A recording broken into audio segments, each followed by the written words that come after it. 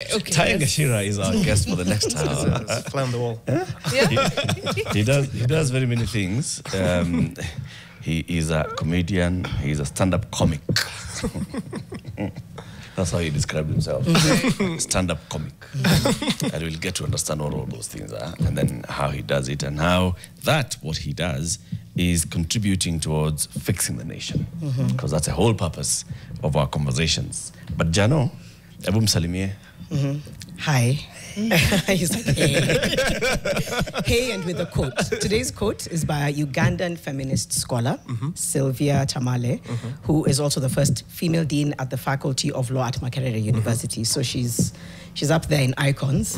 And in her book called Decolonization and Afrofeminism, which was published in 2020, she said we must decolonize not just the law, but the mind, the body, and desire. Give us your reflections on that. Wow, like you just started me on the hater, how you doing today? It was Afrofeminist discussed that we are going to do. What's your reflection on that? Right. Well, I'm not very reflective. Okay, but I'm saying You're like, I've but I think I get what it says, right? In the sense, I worry a lot about decolonization conversations because we were only colonized for like 60 years. Like like that conversation of okay, now we are.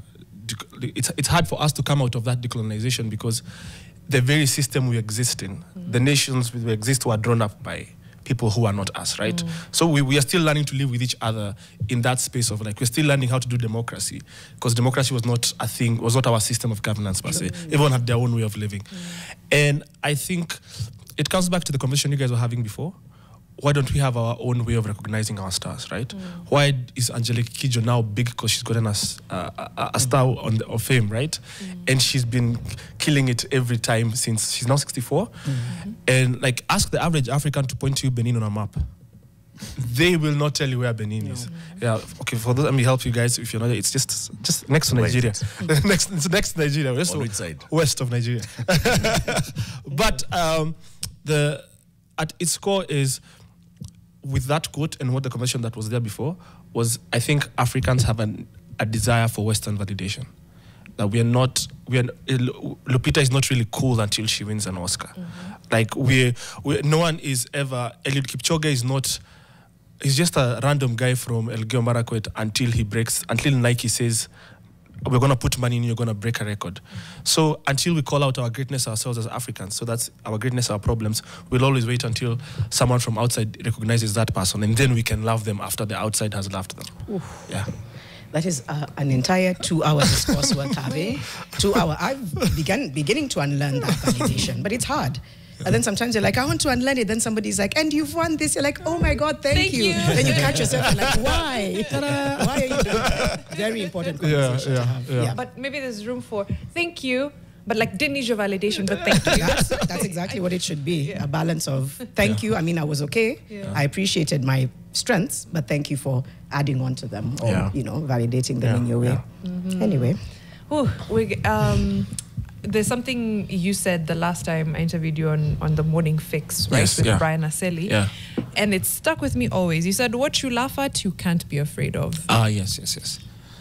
Give that statement context, and more so within the last year, because that was at least a year ago. Yeah, I think when I said that statement, it was in context of, I'd been asked why I still do political satire and is humor still important to us as a governance conversation.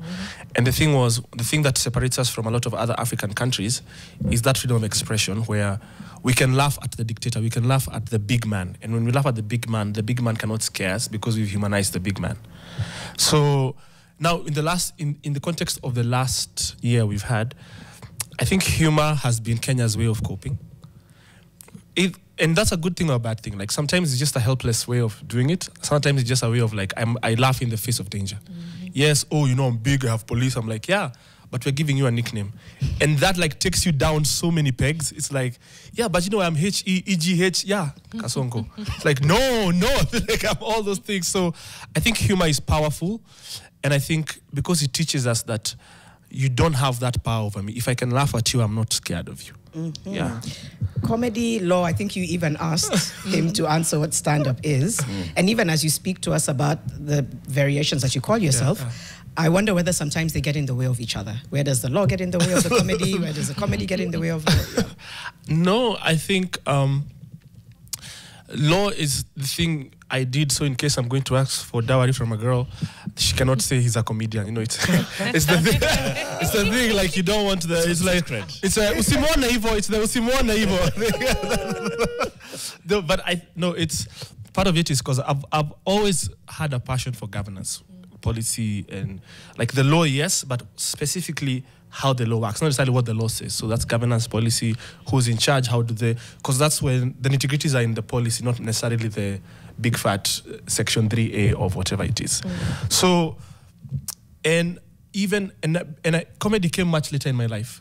It started, I was just a guy who worked in an NGO I was a governance program manager, just doing my thing. And by the time humor and comedy was coming, it just became a part of my life. Now I could talk about the things I would talk about in a humorous way. Yeah.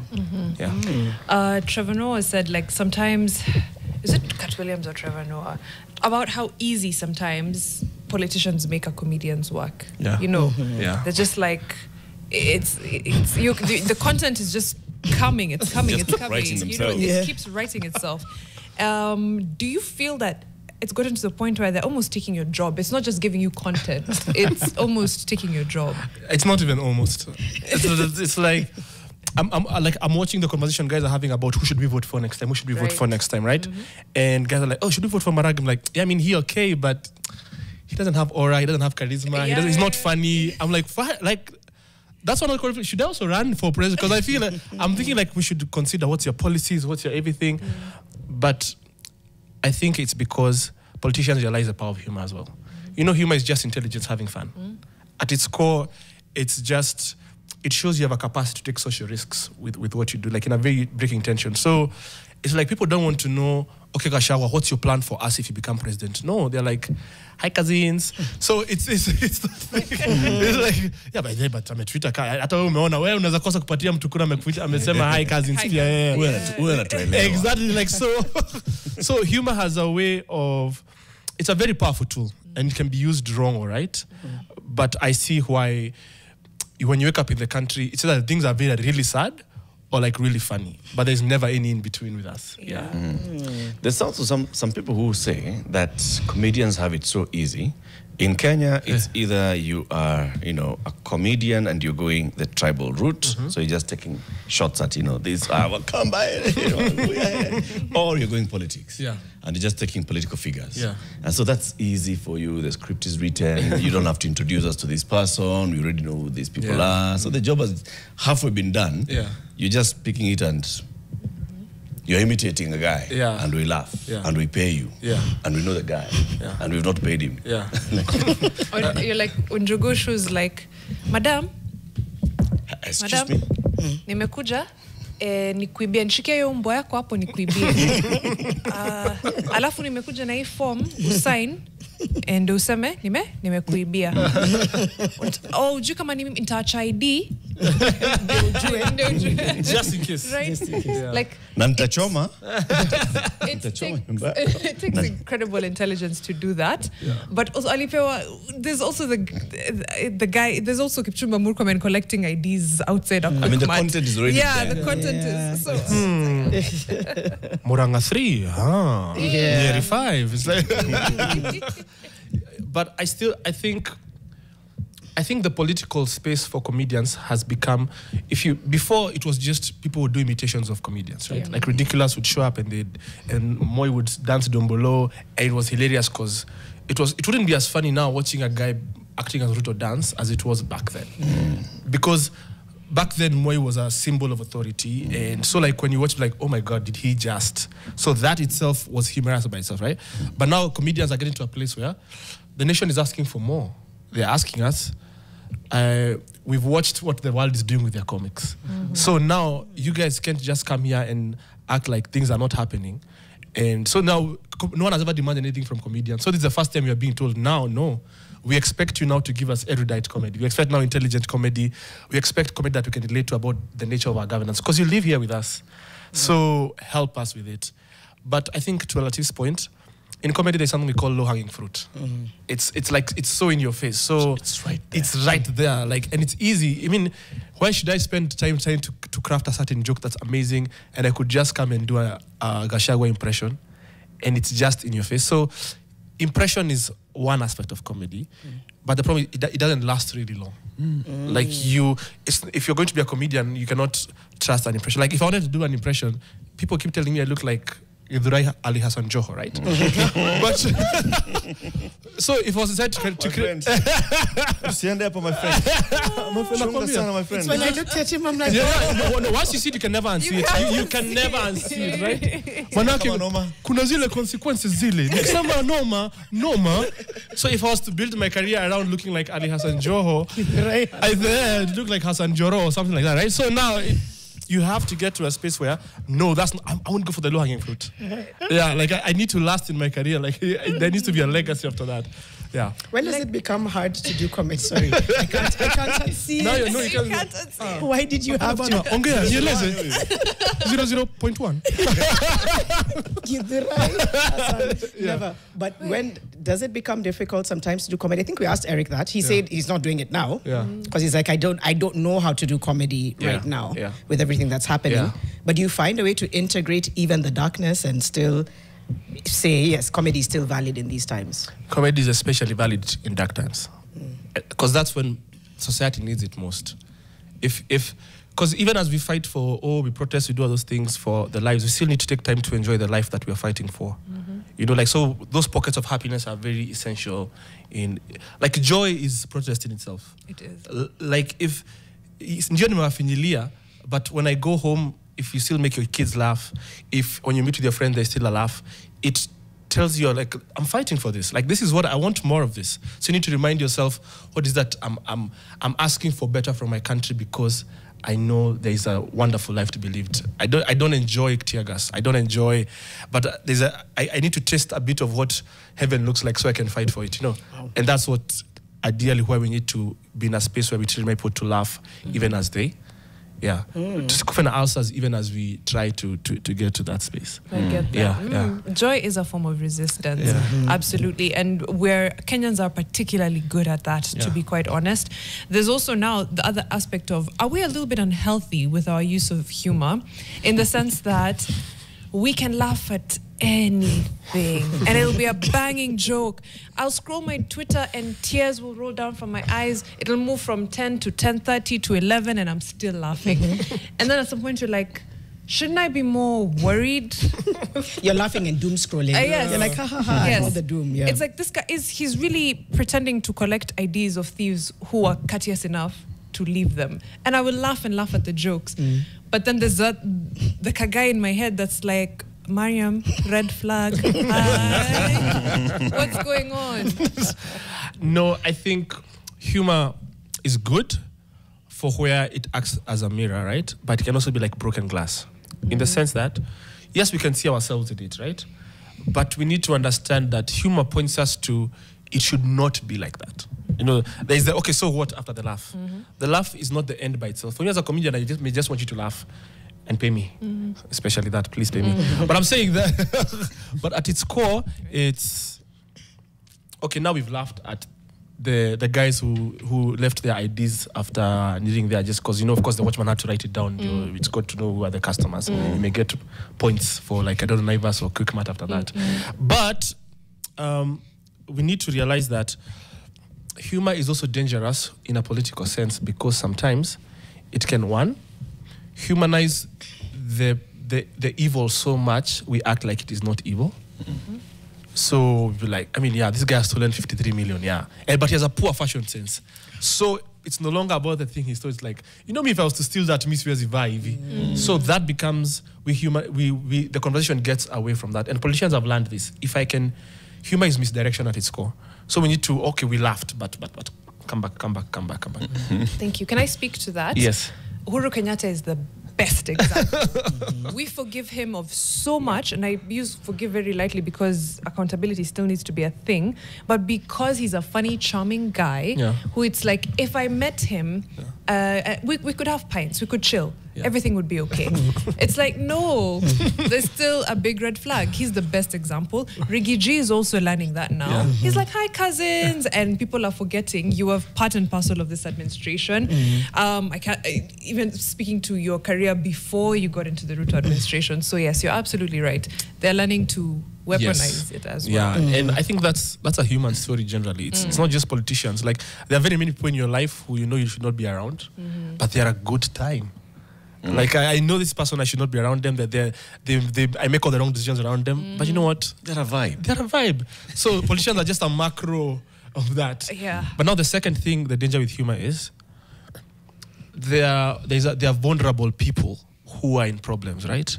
So even as I use my humor, I need to be careful that I did not punch down on them as I was making fun of them. Like, see at you when, let's say the government comes and bulldozes people's houses, and then some people are crying outside.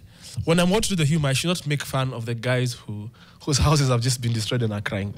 I should make fun of the orders that came to do it. So there's that element of like, I still need to side with the person who's been oppressed per se.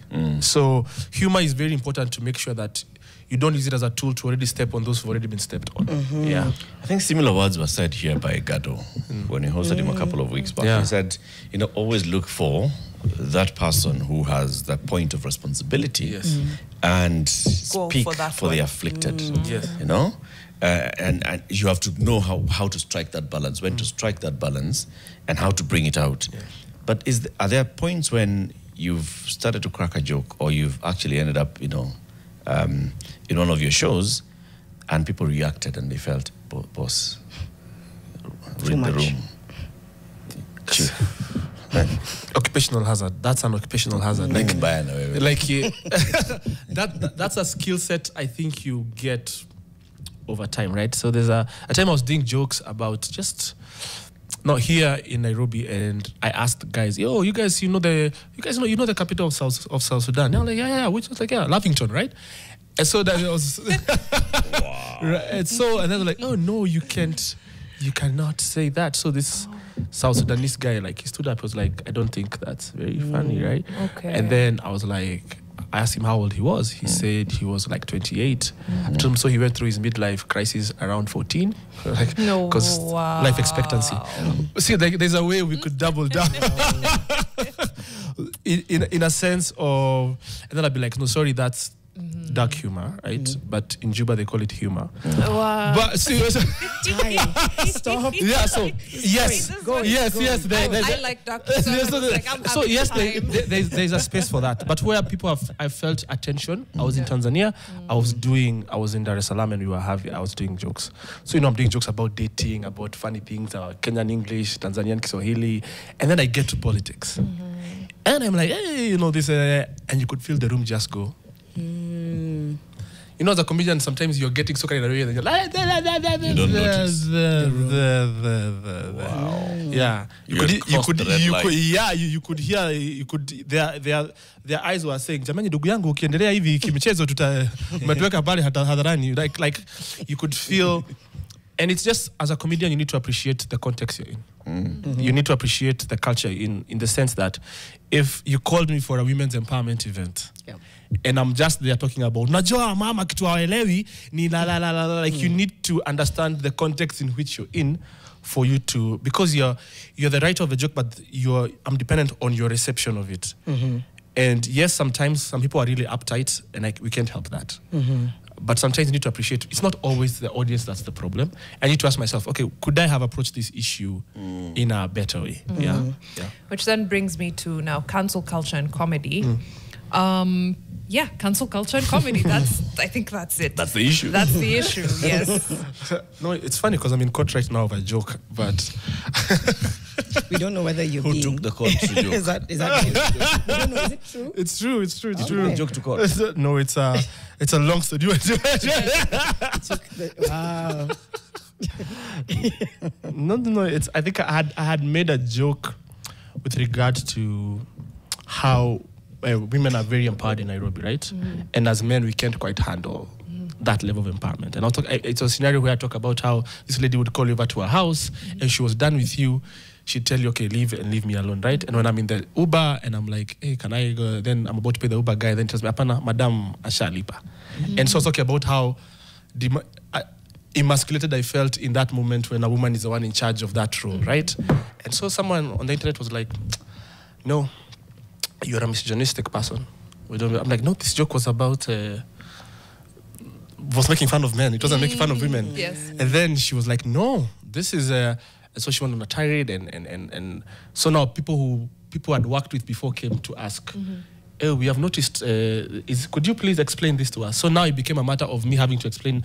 So but then when I'd show them the joke, they'd be like, oh, okay, we thought we were scared because we don't have a brand to be associated with. Blah, blah, blah. But still, the person pressed on. So now I had to go to court and be like, hey, could you help me? Because this is now affecting my money. Now calling you a misogynist. Went on our other accusations, and I was like, okay, now this is very interesting. So eventually, we had to take the matter to court, and I'm excited. I want to be the first comedian whose joke is played in a court of law. So opportunities are I'm like at a magistrate ski. Exactly. It's giving. Gashida versus. I can see you, Latif. Latif anaingia hiyo ni comedian. There's that creator on TikTok, Koiga Kuo. She does Gen Z as, daktari, Gen Z as a lawyer. Gen Z as a lawyer with ties, be like, Your Honor. Hata usi unaona hiyo joke ni funny. Yeah, see unaona bwana. See. Hata usi unaona. Yeah, but I think you're threading on something. Let me step out and see if we can come back. But do you feel like comedy, and has it, or satire, created any real social or political change? Maybe I missed it somewhere, because the influence, it cannot be denied globally. One became a president, Zelensky. I keep going back to, wow. Yeah. He Trump went from that, Trump. By the definition of if you're funny. By the definition of just being funny. Yeah. But whether there's opportunities that we can speak to where satire and comedy has led to political and social change, and if not, where you see that opportunity. That's a loaded question, right? That's what we say when you don't have an answer. Very good question. That's a very, very good question. In fact, I like where you're heading with this. No, but as you give the brain time to catch up. You're supposed to then say what I really came here to talk about. Right. No, what you should be asking. What you should be asking is this. Get training on nice. No, but I agree. I wouldn't say comedy has had no effect on. I mean, we have politicians, we have MPs now who went to parliament via comedy. KJ, Jalas, then Walter Mongare was the chief communications person for our county government for the longest time. Yeah. So clearly humor is on it at a certain level, right?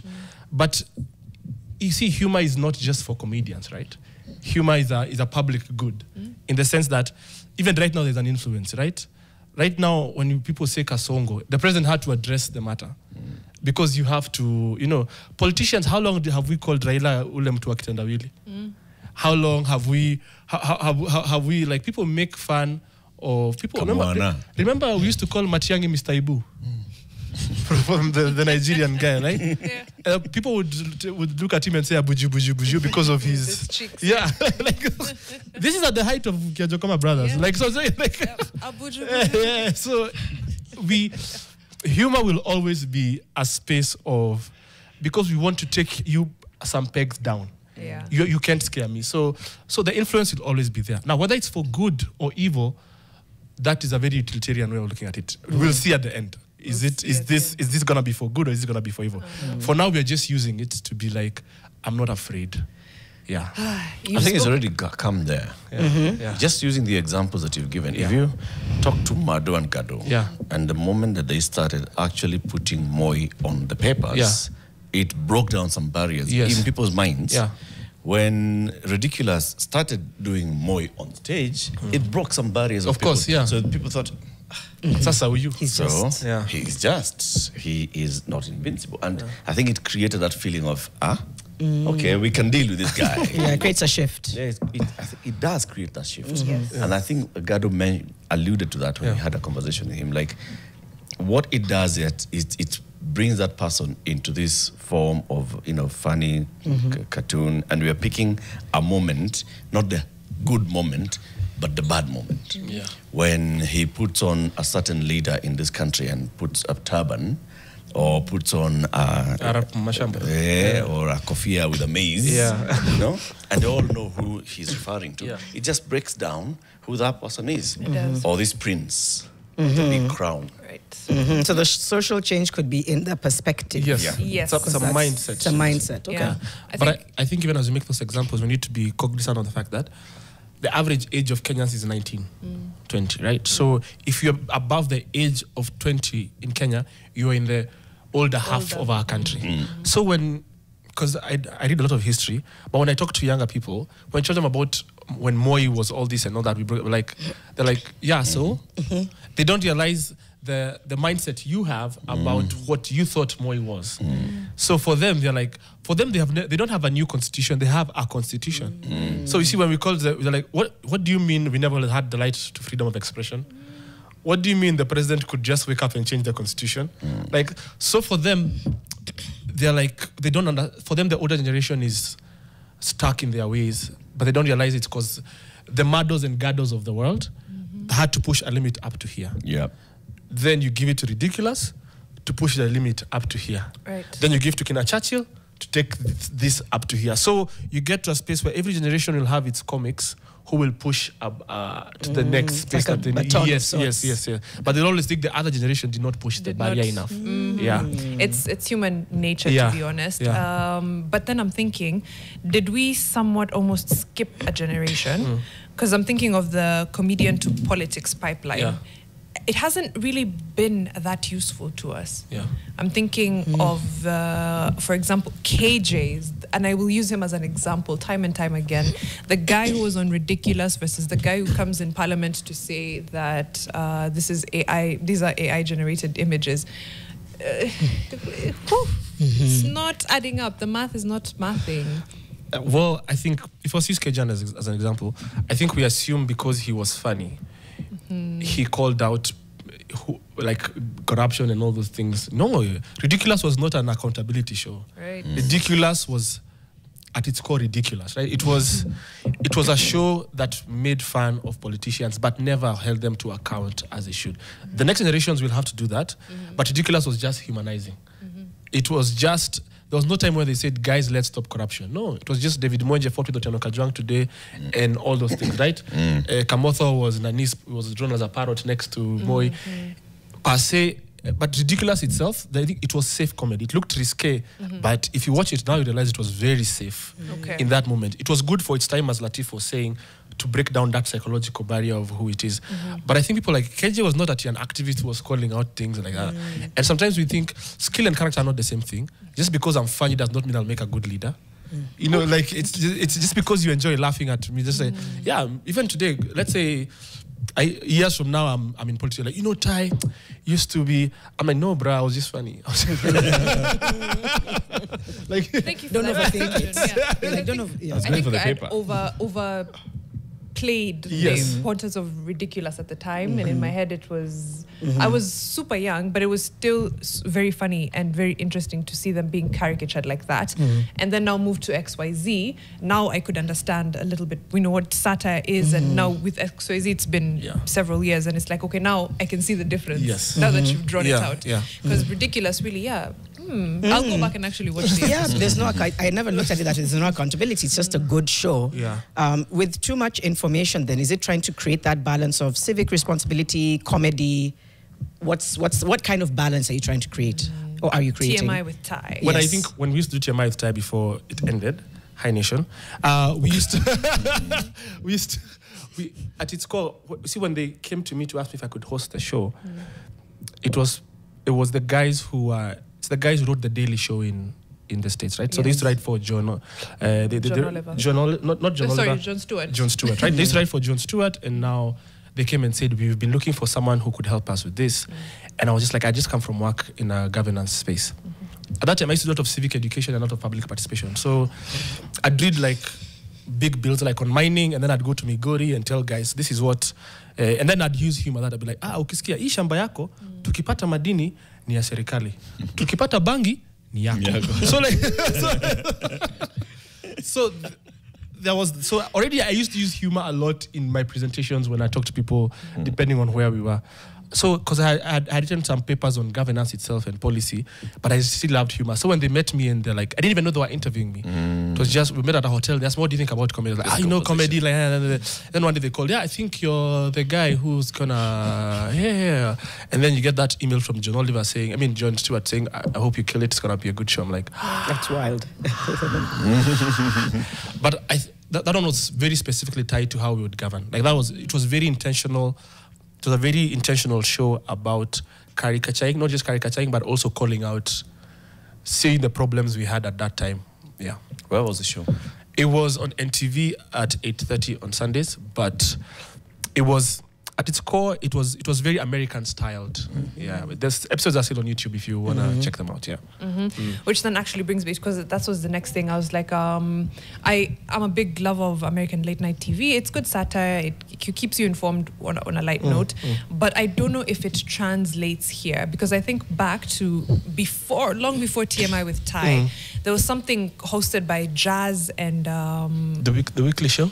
I think it was called The Weekly Show. Yeah. Yes, Jazz and Mystery. Yes, Jazz Mystery and someone else. Yeah. It was also an attempt at that, but I don't know if it landed. So is it perhaps that we need to shift style as far as our satire? Because like online satire is working, right? But then on mainstream, that American style satire doesn't seem to be landing. I think media houses just need to take a risk. Like your show is a risk. Like I feel like for them to choose to do where you guys sit down and talk about fixing the nation at a time when the shows before were very like, aya magazeti yamesema leo eti ya kwamba ni vibaya alivyofikiria wewe unaona aje kwa hayo maneno. But even the way they picked the three of you guys, like the generation across, the gender, like you could see an envelope is being pushed. So we used to get 1 million views per, like 1 million plus on the show, right?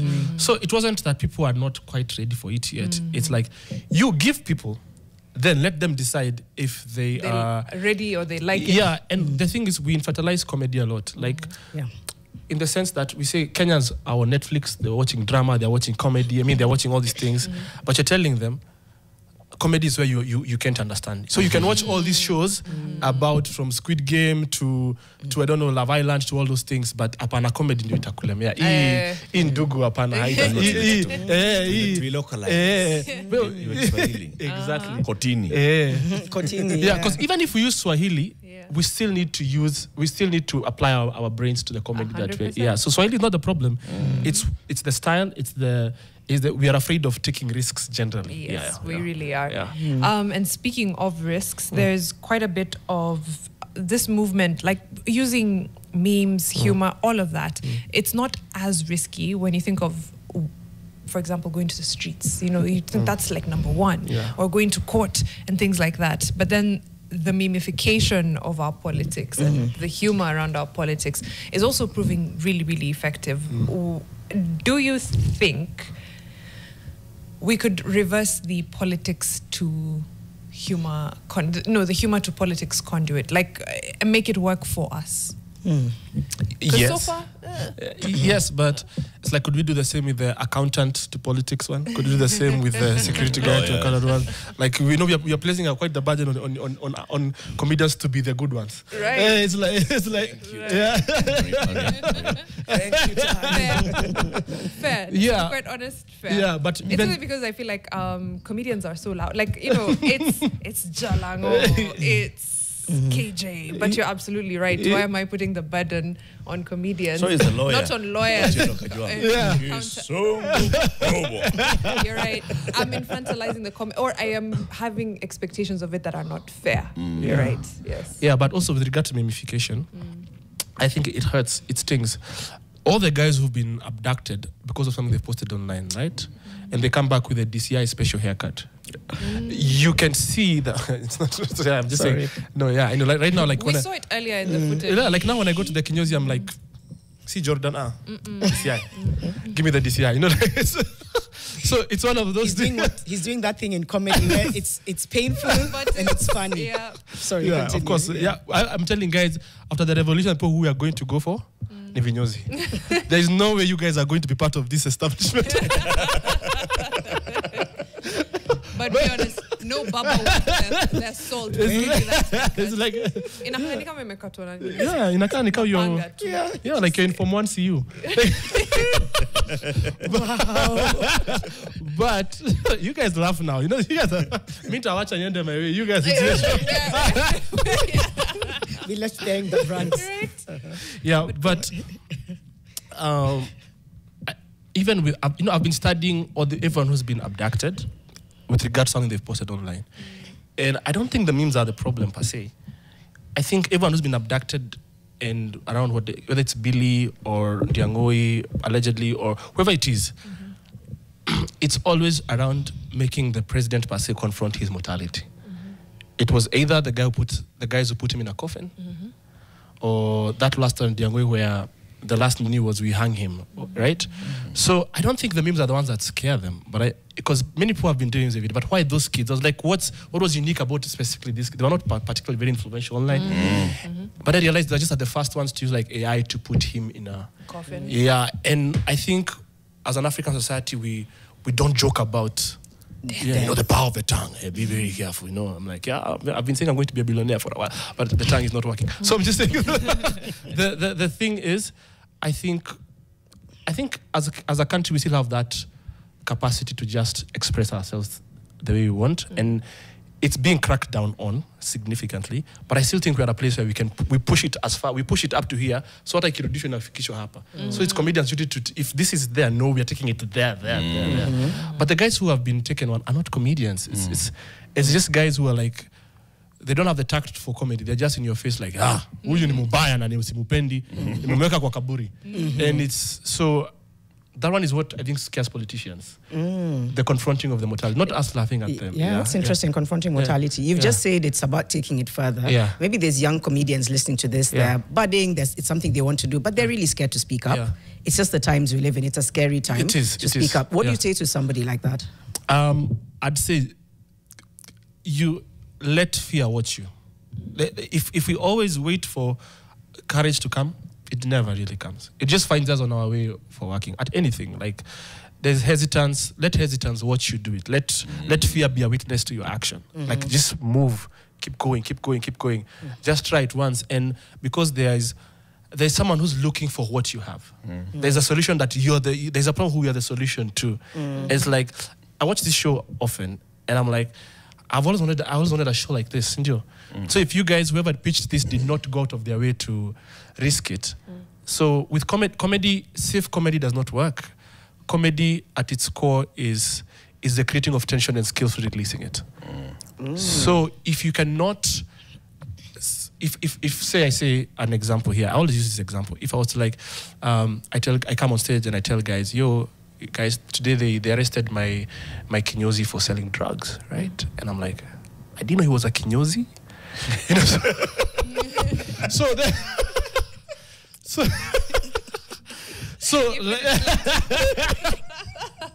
So you create the tension, and then how you skillfully release it makes you a comedian. Okay. So if there's comedy without tension, it is not. It's not. You just talked about someone who's arrested for selling drugs. But is there a line between courage and carelessness? Yes. Now that's where the skill comes in. Okay.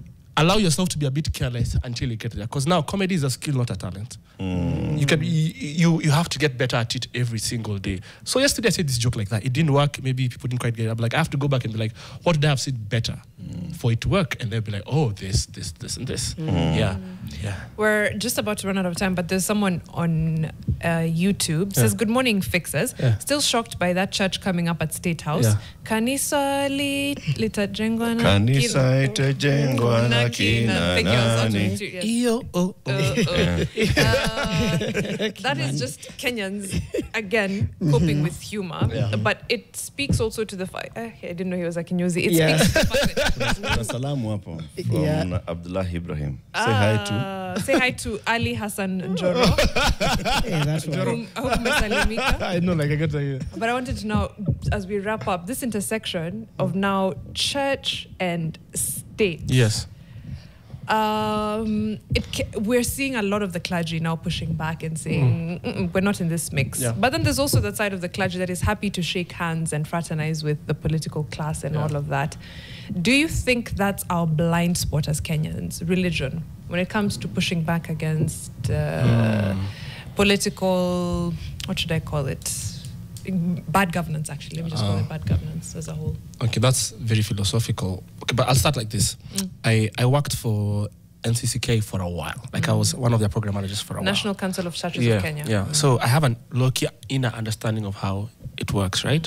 And so I'd work with the Catholics, with SUPKEM, with everyone else. Like we'd and the nature of our religious institutions is that they're not that in line. Like there's no hierarchy of like once this person says no, we cannot do this, we cannot do this. Especially so much. Maybe the Catholics and the mainstream Protestants have that, but something like evangelical churches, they are very they are one man owned. Like you go to somewhere, you see a picture, a man of him and his wife there. Welcome to our service. You know, like it's so like there's no accountability. Because of that speaks of. Also, I still think that religious institutions in Kenya are still doing amazing things. They're still doing schools. I mean, they're still giving to their communities. They're still doing all this. But it's just that now we're expecting more from them. And they need to understand that they could do 1,000 good things. The one bad fruit that will get there will become what we think of you. Generally, if your ideological opponent, you will always see the worst of you as a representation of you. Of course. So I'm not saying that religions are doing bad and all those things, but the whole aspect of there's a lack of accountability because there's a lack of structure. Who are you telling? If a random preacher in Eldoret says this, is the Catholic Church in Nairobi also accountable for what happens here, right? I think instead of calling it as an institution, because it's an institution, but we need to call out the specific one. We say no, Pastor and I don't know, rivers of helicopters of what where went Shida? And now we ask the people who go there, what did you call this person? Because they don't care about what you said online. They care about the person who comes to their church every day and gives offering and gives all those things. So if that person does not hold them accountable, you can blabber all online until the cows come home. Right. That does not hurt them. Yeah. We're out of time. This was good. It was really good. I think as we move forward, like I think let's continue to use the humor. There's so many takeaways from what Tai has said, but the pockets of joy is also a form of resistance. So then I don't think we should feel bad about laughing, being able to laugh at our situation. The question is then, draw the line. Who are you laughing at? That was one caveat. Ilikuwa don't humanize the evil. Don't humanize the evil. So yeah, like humanize it to the extent that it doesn't scare you, but not to the extent that now, or humanize the person, not the evil. Yeah, like there has to be okay. Now what? Now what? Yes, now what? I like that. Thank you. Can I say something before? Yes, of course. I think even as our pockets of joy, tomorrow I have a show at a place called the Red Room. It's a 1-hour comedy special. Yes. It's called Millennial in Denial. Yes. It's about growing up and being scared that you're now being called uncle, and you're just and you were cool the other day. So like, So it's called Millennial in Denial. It's at a place called Red Room at AdLife. I'd love to see you guys there tomorrow. Nice, thank you. Lovely. Dennis Mungai, as we wrap up. Satire and memes connect emotionally with citizens, make complex issues more approachable. Who thought people could break down the finance bill so fast and everyone could understand it just with, memes and comedy. Yeah, just before we say bye completely, coming up we have Your World. It's called Gyal Power Live. Love it. Gyal. Gyal. Gyal. At least I didn't say Gayal as a millennial auntie. I could have actually been like Gayal. Full energy, full attitude, 100% Gyal. So that is what's coming up. Next, it just looks like a celebration of female attitude and dancers, and love it. Maybe that's coming also up. the transition from sister to auntie to mom. What you're talking about? A millennial. Yeah. Or the people who come and say, "Oh my God, I've been watching you since I was 3 years old." I grew up watching. I grew up watching you. Please tell me you've not finished growing up. Tell me you've not finished growing up. Thank you. But for also, coming. what's coming up on Nation FM? Right, on Nation FM, we'll have the vibe shift. Kuna Brian Aseli hapo, Claudia Naisabwa. They will be there. 96.3 is where you can catch them. Of course, live on ntvkenya.co.ke/Nation FM as well. They've got great vibes. It's a Friday, so you know it's about to be a good time. Keep it here, whether you're with us on TV, on radio, on the interwebs. We'll be back on Monday for Saba Saba.